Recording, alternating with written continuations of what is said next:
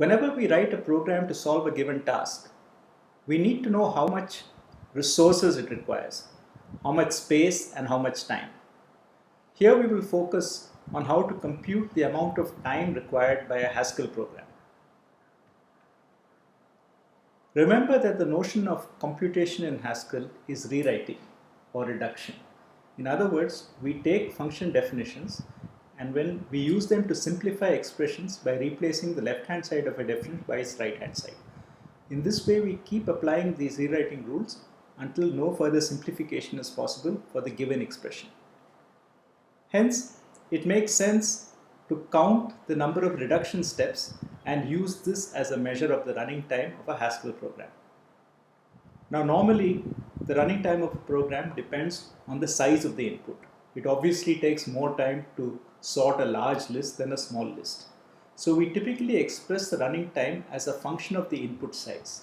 If the input size is n, let us write t of n as the function which describes the dependence of the time on the input size. So let's start with an example. Here is a definition of the built-in function plus plus that combines two lists into a single list. So the function is defined by induction on the first argument. So if we combine the empty list with the list y, then we just get y itself. If we combine a non-empty list with y, then we take the first element of the first list, x, and move it to be the first element of the inductively combined list, x's plus y. So let's execute this on an input such as 1, 2, 3, plus plus 4, 5, 6. Since the first list is non-empty, the second definition applies.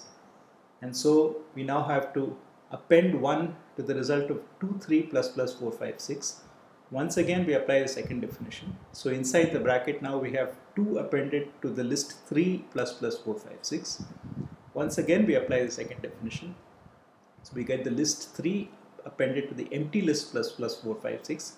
Now the base case applies. So the empty list plus plus 4, 5, 6 is just 4, 5, 6. So we get the final answer, which is 1 appended to 2, appended to 3, appended to the list 4, 5, 6.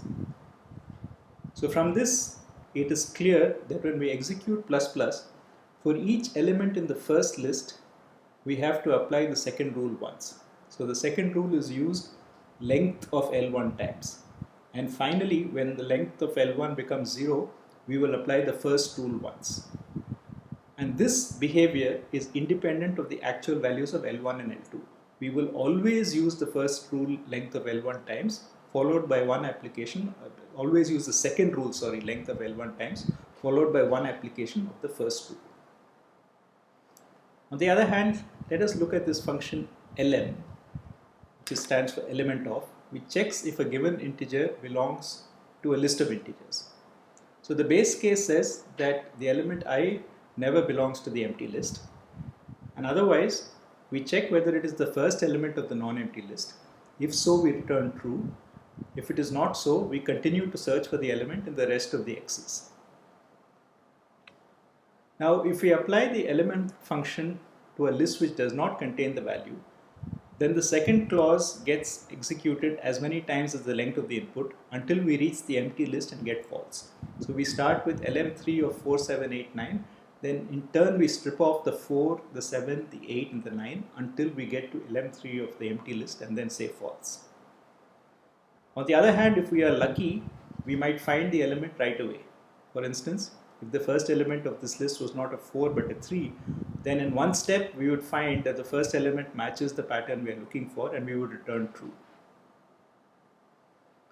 So in general, the actual execution time of a function on an input depends both on the input size and the actual value of the input. When we executed plus plus, we saw that the value of the input did not play any role. We would always execute the command, the second definition, as many times as the length of the first list, and then execute the first definition once. But in most functions, depending on what we pass to the function, the execution may take less or more time. So to account for variation across the values of the inputs, the standard idea is to look at the worst possible input. This is called the worst case complexity. Now, this basically takes the maximum running time over all inputs of size n and defines this to be the worst case complexity of the function. This is perhaps a bit pessimistic because the worst case may occur very rarely. But on the other hand, this is the only concrete case that we can typically analyze. It would often be nice if we could actually make some kind of statistical average and compute the average case. But in many cases, it is difficult to define a standard distribution of probability across all inputs and compute a meaningful average. So though the average case complexity is a more realistic measure of how long a function takes, it is either difficult or impossible to compute in general. So we must unfortunately settle for the worst case complexity. The other feature that is usually used when analyzing algorithms is to use what is called asymptotic complexity. So we are interested in how t of n grows as a function of n, but we are interested only in orders of magnitude. We are not really interested in exact details of the constants involved.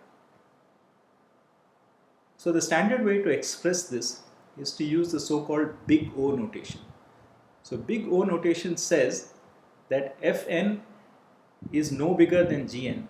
In other words, fn is dominated by some constant times gn for every n greater than 0. As an example, suppose we have the concrete function f of n as a quadratic an squared plus bn plus c. We claim that this is actually big O of n squared. For instance, supposing we take a concrete value such as 3n squared plus 5n plus 2, then we could take 3 plus 5 plus 2 and say that this is always less than or equal to 10n squared for all n greater than 0. Okay? So if a and b and c are all positive, then we can just add up the coefficients to come up with this value k. You can check that if any of the coefficients is negative, you can just drop it. So you can just add up the sum of the positive coefficients and that should work. Right? So usually it boils down to a simple rule, which is you just take the highest power. So we usually ignore the constant factors. So we ignore constants like a, b and c, and we take then among the terms that contributes to the complexity the highest power, and we say that this function is O of n squared. So given this, we typically express the complexity of the function in terms of functions like n, n log n, or n to the power k for some k. So these are the so-called polynomial functions. Okay, or we have exponential and so on. So this is the typical notation that we will use to describe the complexity of our functions. So in this notation, we saw that the complexity of plus plus is O of n, where n is the length of the first list. The length of the second list is immaterial, and therefore it really is irrelevant as far as the input goes. On the other hand, for the function lm, we again got a linear dependence O of n, but this is not true for all inputs. Right? We saw that it could actually terminate in one step if the first element matches the element we are looking for. So this is really a case where we are applying this worst case definition in order to determine the complexity of the function. So let's try and analyze the complexity of a function that we wrote earlier. So this is our inductive definition of reverse. We said that we can reverse the empty list by just returning the empty list. And on the other hand, if we have a non-empty list, then we pick the tail of the list, reverse it inductively, and then append the first element afterwards. Now unfortunately, this append we know depends on the length of the tail. Right? So we could try to analyze this directly, or we could use the fact that we know something about plus plus to write what is called a recurrence. Okay? A recurrence expresses t of n in terms of smaller values of t. So in this case, if we have an empty list, right? If the list length is 0, so here this input size is the length of the list to be reversed. So if the length is 0, then clearly we can reverse it in one step. Now if the length is not 0, then we have to first reverse the tail, right? So this means that in order to reverse a list of length n, we have to first reverse a list of length n minus 1. And then what we saw in our first analysis was that this function plus plus will take time proportional to n minus 1 iterations of the second definition plus 1 iteration of the first definition, and therefore it will take n steps. So this gives us the behavior of the time complexity of reverse in a recursive form. So how do we solve this kind of thing to get an expression for t of n? Well, the easiest way is just to expand the recurrence. So here is our recurrence now. It says t of 0 is 1 and t of n is t of n minus 1 plus n. So now we start with t of n, and using the second item of the recurrence we expand it as t of n minus 1 plus n. Now in turn we can apply the same definition to t n minus 1 and get it as t of n minus 2 plus n minus 1. So this is just an expansion of this recurrence where n is substituted uniformly by n minus 1. In this way we keep expanding, right? And so we are building up this term over here, n minus 2 plus n minus 1 plus n, and we have what remains. Eventually we come down to the point where n minus n, which is 0, comes to us, and we have on the right, if you check, this will be n minus 1, so 1, 2, 3 and all that. So this is the summation of I is equal to 1 to n of I. Okay? And this is well known, is n into n plus 1 by 2, and hence going by our earlier way of calculating the big O, the highest term, so this is n squared by 2 plus n by 2, so the highest term is n squared, and if we ignore all constants, this turns out to be order n squared. Right? In other words, we are actually spending n squared time in order to reverse a list of n elements, which seems rather inefficient. So how do we improve on this? So the idea is that we don't reverse the list in place as we are trying to do, but build up a second list. So imagine that we have a stack of books. So maybe we have a red book on top of a blue book, and then a green book on top of it. So now what we do is we move this book to a new stack. So we now have a green book here, and we have no green book here. Then we move the red book onto this, and now we have a red book here and no red book. Okay, and finally we move the blue book to the new stack, and now we have a blue book on top. And now notice that the second stack is the reverse of the first stack. So in other words, we transfer to a new stack from top to bottom, and the new stack is the old stack in reverse order. So we can use this idea to write a more efficient version of reverse. So here is the idea of moving a list from one side to another side in reverse. So what we do is we transfer the contents of our first list to the second list. So if the first list is empty, then there is nothing to transfer, and just leave the second list as it is. If the first list is non-empty, then this X is the book on top of the stack, so we move it to the top of the second stack. So if we want to transfer X colon X's to L, then we keep the X's in the first stack and move this X from the first stack to the second stack. So now it's clear that this function does not depend on the second list that is passed. So this is a bit like plus plus. So the input size is actually the length of L1, and it is clear that we have a recurrence of this form, which says that if I have an empty list, right, then I do it in one step as the first argument. If I have a non-empty list, right, then it takes me one step to produce an instance of transfer of size n minus 1. So Tn is T of n minus 1 plus 1. And now using our expansion, if we expand this n times, we come down to T0. So we get 1 plus 1 plus 1, n plus 1 times. And n plus 1 is just order of n.